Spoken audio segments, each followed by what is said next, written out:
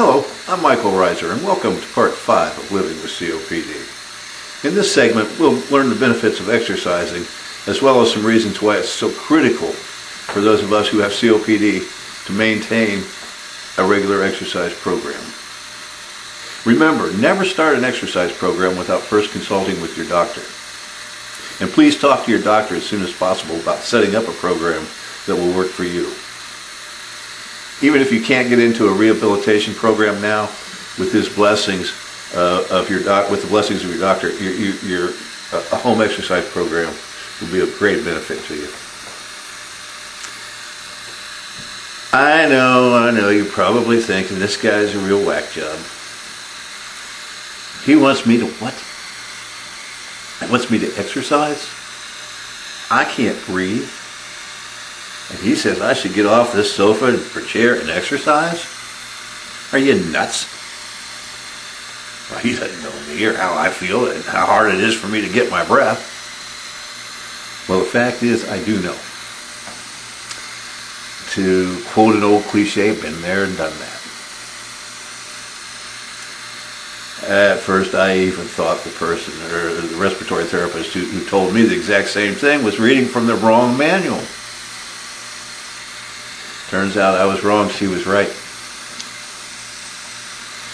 So, I'm hoping that by telling you what happens if you don't exercise, first, it might give you a little more incentive just to exercise. So by showing you the bad part first, I'm hoping that makes the good part sound a whole lot more appealing to you. This is what's known as the dyspnea spiral. Now, it illustrates what we experience when we do not exercise properly. Beginning with the lung function impairment, or our COPD, we become aware of our shortness of breath or dyspnea.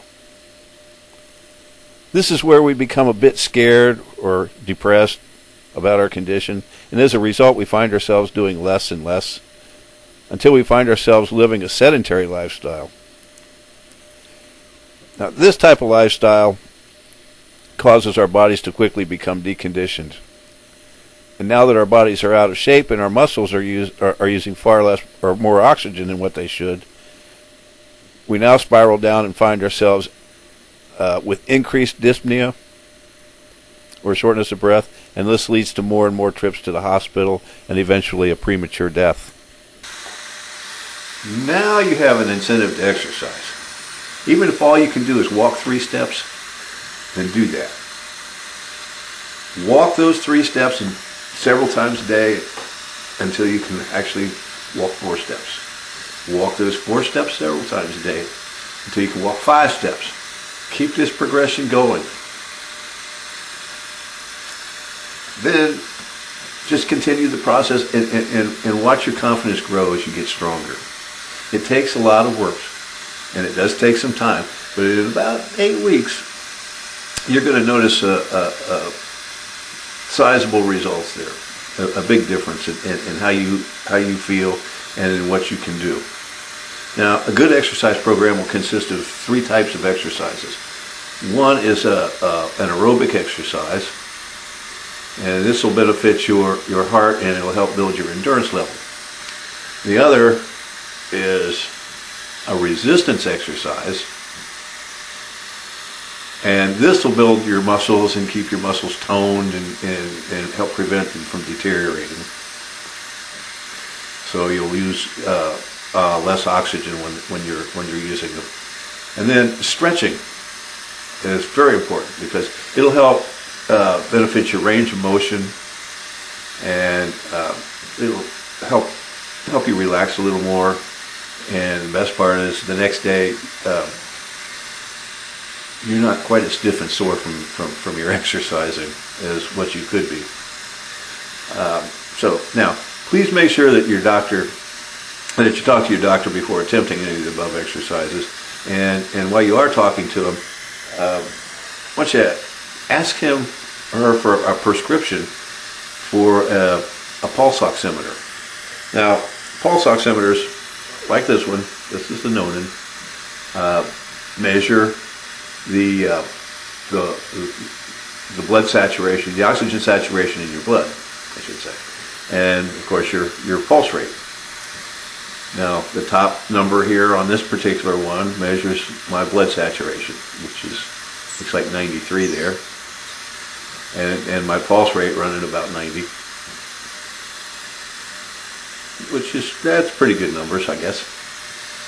But they'll let you know when it's time for you to either work harder in your exercises, or if you're working too hard and you need to slow down or stop. So anything that, if you drop below 90 on your blood saturation levels, you'll want to take a little break until you can build your blood saturation levels back up again. With that said, now,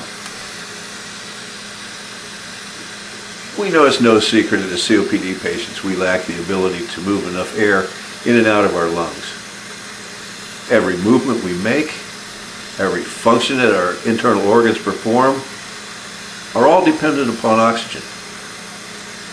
So now you see that it's not just our lungs that are suffering significantly, but our entire body is stressed as well.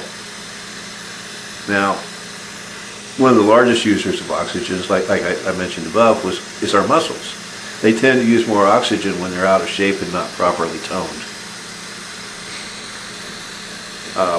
This leads to one of the main reasons why we should exercise. Muscles that are regularly maintained through proper exercise use less oxygen to function. Well, that's going to leave more oxygen in our bodies to be used somewhere else. Which is, you see how this is going to start benefiting us? The more we can conserve, the more oxygen goes to the rest of our bodies that need it. I mean, it's a great thing. Now, there are probably 100 reasons or more just to exercise, but I'm not even going to attempt to name them. But I will list a few of them here. And it starts by, it strengthens the immune system, reduces both the emotional and physical stress. It helps to reduce LDL, which is your bad cholesterol in your blood, and it raises the HDL, which is the good cholesterol in your blood.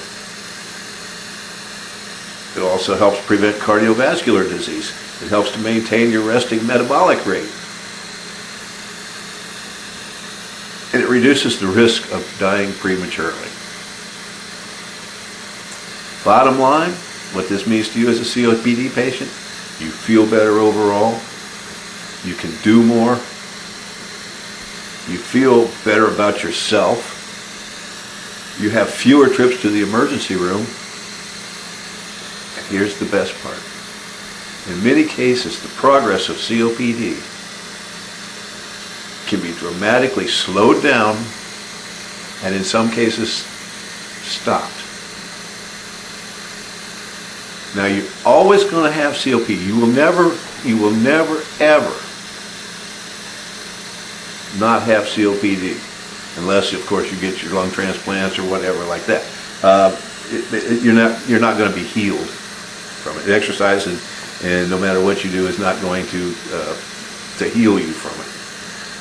But what it is going to do is help you manage your life much better. You'll feel better. And you'll add many, many wonderful years to your life that you thought you probably never would have had. Now, this concludes our program on exercising with COPD.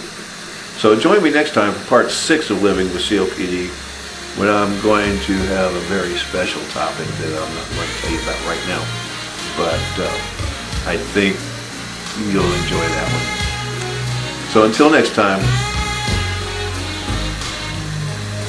breathe well, people. Breathe well.